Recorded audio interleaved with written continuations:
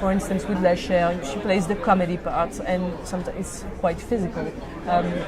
Like when the trouser is so tight and she can't walk. I mean, that we've been working together to find the right way to walk and to. So we got into their bodies, it's their bodies, and so they've been proposing a lot.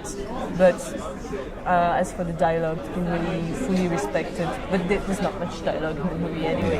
So. Mm-hmm. Yeah, you do get quite a lot through the expressions and the body movements and the like. Another thing that I wanted to ask you was that you just spoke about the dialogue and not being specifically of now. The situations that the girls face, one with the boy, the other boy from the swimming team, and within their own relationships, did it come back to you from the actresses that was kind of how their lives were now? I'm just thinking about, I know that when I was at school, the situations were fairly similar, but then I know, and it's mostly the alarmist newspapers here, and you hear about things that happen in schools that never happened, and it seems to have accelerated, especially that sexuality kind of thing. So do you feel that your film, Water Lilies, is of the time now, or maybe looking back a bit? I think it's intemporel. I mean, I think this could take place any time. But I didn't want to portray like what's happening now, and I think everybody can relate to what's happening to those girls. And the girls from today, the actresses, they were saying, yeah, that's so true. But it's not about the fact; it's about the feelings, how you feel.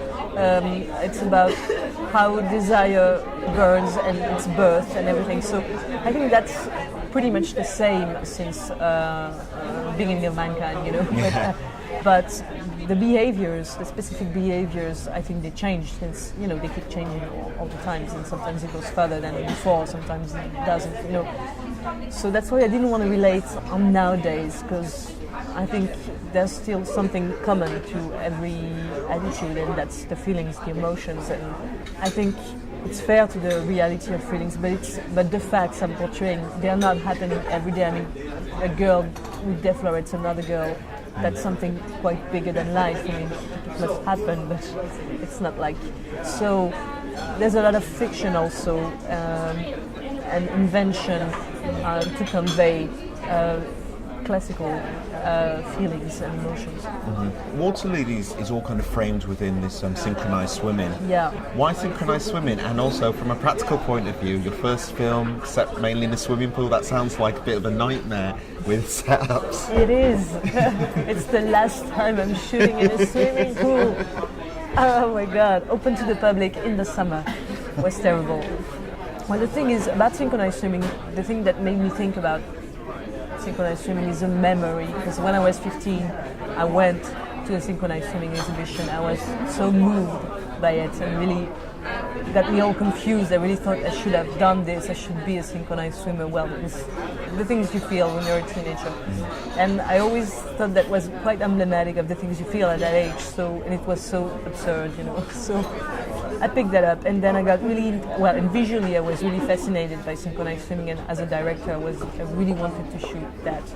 But then I really did a lot of documentary work on synchronized swimming, and it appears that it works as a great metaphor of what I wanted to tell. It means the job of being a girl, because there's like the surface of things, the surface of water, and all those girls keep smiling, they have the fake smile, they're showing like, hey, everything is okay, They're very feminine, they're too much, they're like dolls, And then underwater and under the surface of things, they're working, we can see their legs moving, it's really physical, it's kind of a sacrifice, and it's not okay at all. And I thought that, this tells a lot about what it's like being a girl, what it's like being a teenager. Mm-hmm. You mentioned about the scene where one of the girls deflowers the other girl. I'm wondering if you've had any kind of pushback or kind of criticism for that. I think the scene was handled very sensitively. It's not gratuitous or anything at all. But I'm wondering if it's pushed anyone's buttons and they've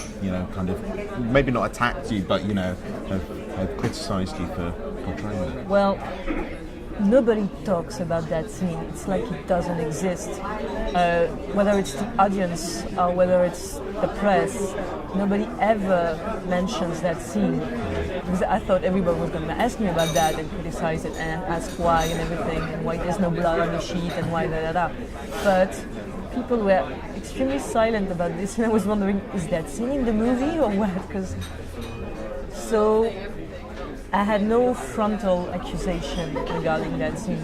And I don't know if that silence means we're okay with it, we don't want to talk about it, or means it's not okay at all. I don't think that it's not okay at all because the press was really good with the movie. So, but it's a matter that people don't really want to talk about. It's strange. So no. But everybody keeps telling me, well, the thing when people talk about that scene, they say it's not brutal at all. There's the right distance, so it's okay. And I always thought that scene as a moment that tells a lot about the relationship between those two girls, and not about a provocative scene that I'm doing. You know, like I'm a brave director. You know, it's pretty much about what's happening between them.